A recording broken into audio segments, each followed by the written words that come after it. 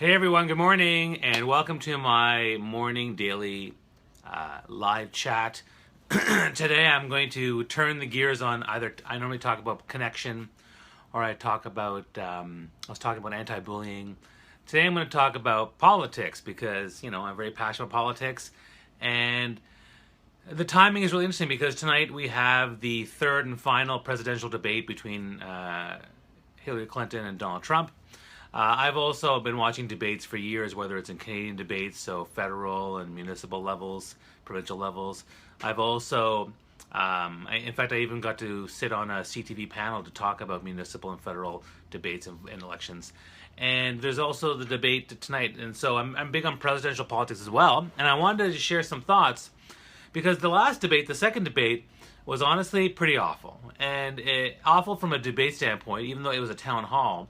And there are certain things that make a debate good and ones that make it bad. Now, let's start off with what makes debate good. Well, to me, a good debate is when every candidate that's up there, whether it's 2 people or 4 people, are each able to articulate exactly what their platform is, what their policies are, and you get a better understanding of how you relate, how their policies and platforms and ideas relate to kind of where you are in terms of what you want.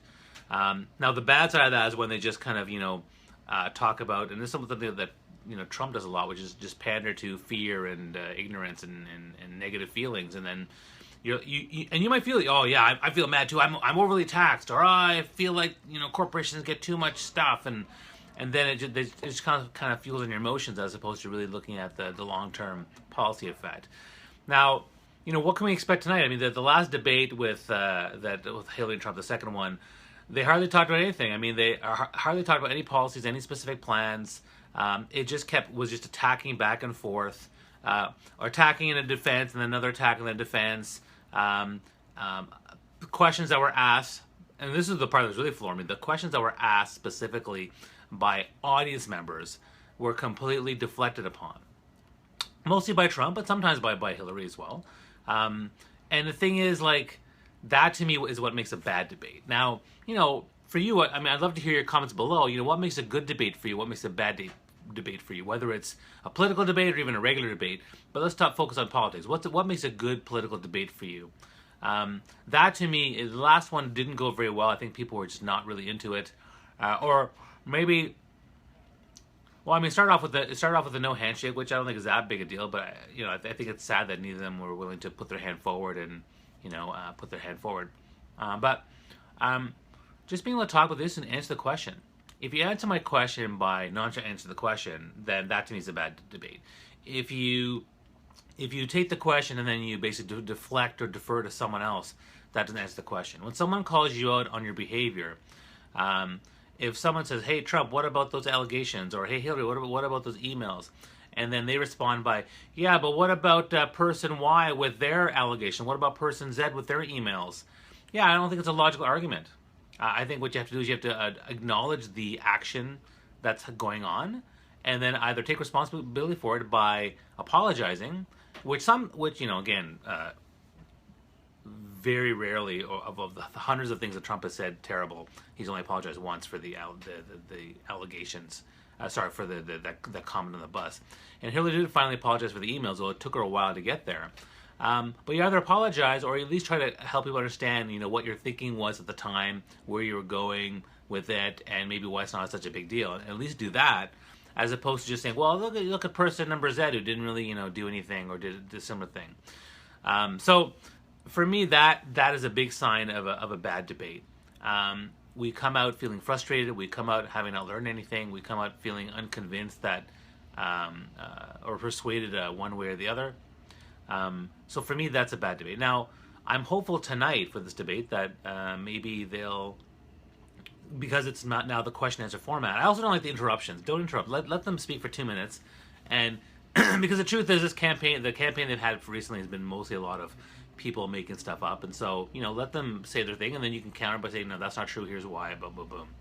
But don't interrupt. And so I'm hoping for something better, but I'm not sure how it's going to go because at this point, so much has happened in the last week or two that who knows how it's going to pan out. But again, to me, a good debate is where we definitely understand the people better, we understand the policies better, and we're more informed as voters. And if that doesn't happen, then it just frustrates the voter to no end.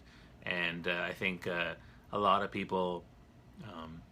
A lot of people get frustrated by the debates, but they're also entertaining. So it's like, I love the analysis afterwards, but at the same time, it's also frustrating, particularly when people, particularly the ones who are partisan, who just, pivot to their point of view and don't really take responsibility for what people say or do or how they act. I mean, whether you support Trump or Hillary, you should be able to say what they did well and what they did poorly. And what I find is some people can't actually talk about, they can't talk about what the person did poorly, and that to me is a big issue with these debates as well as the discussion of the debates. Like, don't always try to just make the person look good. Talk about what they did well, what they didn't do well, and if you really are passionate about the leaders you follow, you should be able to do that.